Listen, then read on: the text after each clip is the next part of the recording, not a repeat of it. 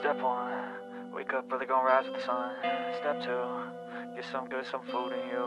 Step 3, think real hard about what you wanna be.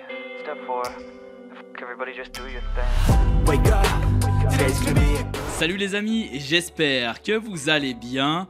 On se retrouve aujourd'hui pour parler de la toute nouvelle Asus ROG Ally X. Après avoir testé la première génération l'année dernière, la marque m'a gentiment prêté ce nouveau modèle pour le tester. Je tiens à préciser que cette vidéo n'est pas une collaboration commerciale, mais simplement un prêt, et je suis en droit de dire tout ce que je veux. Avec cette version, Asus a apporté des améliorations que beaucoup attendaient, mais est-ce que cela justifie vraiment l'augmentation du prix? Et qu'est-ce qui a changé concrètement par rapport au modèle précédent? Est-ce que ça vaut le coup de l'acheter? Eh bien, c'est ce qu'on va voir dans cette vidéo, alors installez-vous confortablement comme d'habitude, et on regarde tout ça. Allez, c'est parti, showtime!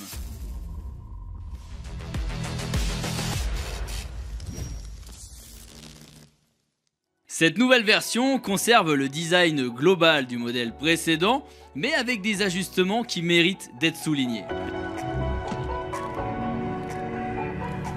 La première chose qu'on remarque, c'est le changement de couleur. Fini uniquement le modèle blanc, maintenant elle est disponible en noir. Si vous n'étiez pas fan du design blanc, celle-ci pourrait mieux correspondre à vos goûts. De plus, avec des coins plus arrondis et une console légèrement plus épaisse, elle est aussi plus confortable à tenir, surtout pour les longues sessions de jeu. Certes, elle est un petit peu plus lourde que l'original, 678 grammes contre 608 grammes pour l'autre modèle, mais la différence ne se fait pas trop sentir en main. Et c'est même le contraire, étrangement on a une sensation de légèreté avec cette console. Aussi, les boutons à l'arrière ont été réduits et mieux intégrés, pour éviter les pressions accidentelles. Concernant les joysticks, ils sont légèrement plus grands, ils offrent une meilleure prise en main. Quant aux boutons A, B, X, Y, ils sont plus stables et plus fermes. Enfin, la croix directionnelle a gagné en taille et en précision, et c'est vraiment meilleur.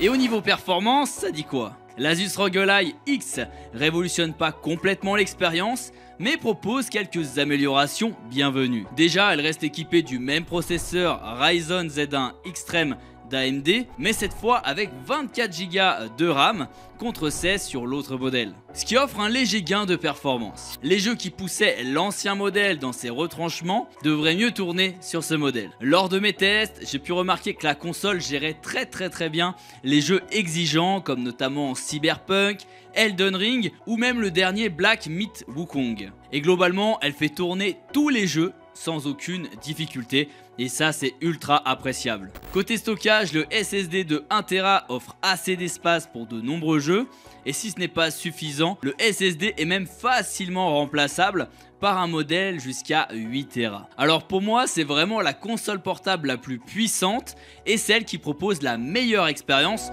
notamment côté performance. Au niveau de l'écran, malheureusement, elle conserve un écran similaire à celui de son prédécesseur. On a donc un écran tactile de 120 Hz VRR avec une luminosité maximale de 500 nits. Même si l'écran donc n'est pas OLED, l'écran reste très correct et le tactile il est vraiment super fluide. De plus, sa finition brillante peut poser quelques problèmes de reflets, mais en utilisation normale, il n'y a vraiment rien à signaler. Côté autonomie, c'est là que la ROG Ally X fait un réel bond en avant. Asus a doublé la capacité de la batterie par rapport à l'Ally original, ce qui permet d'atteindre 2 heures de jeu en moyenne en fonction des performances demandées par les jeux. De plus, le port de charge prend en charge donc la recharge rapide de 100 watts, permettant une recharge qui est beaucoup plus rapide, et ça c'est vraiment très bien. C'est beaucoup plus agréable et confortable d'avoir cette autonomie boostée, car la V1 pour moi était beaucoup trop juste à ce niveau là. Donc cette mise à jour est la bienvenue et ça fait plaisir.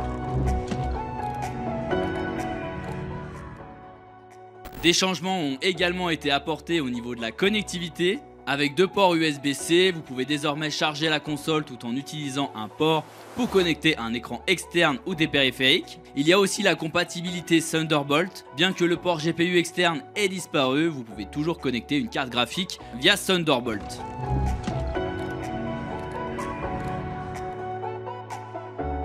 Comme pour l'original, la ROG Ally X tourne sous Windows 11, ce qui vous permet de jouer à des jeux depuis n'importe quel launcher, Steam, Xbox Game Pass, Epic Games et même PlayStation grâce à l'application Remote Play. Elle peut également servir de machine d'émulation pour jouer à des titres rétro ou être utilisée comme un ordinateur portable classique pour des tâches de productivité. La console conserve l'application Armoury Create qui centralise tous vos jeux et qui est toujours aussi fluide.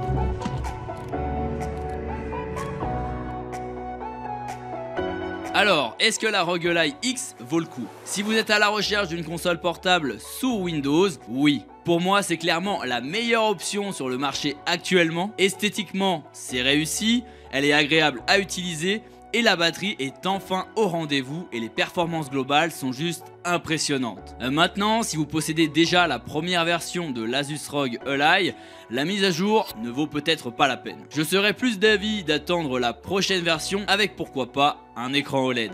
Merci d'avoir regardé cette vidéo, j'espère qu'elle vous aura plu. Si c'est le cas, n'hésitez pas à liker, commenter et vous abonner à la chaîne. On se retrouve très vite pour une nouvelle vidéo. Prenez soin de vous et à la prochaine. Allez, salut!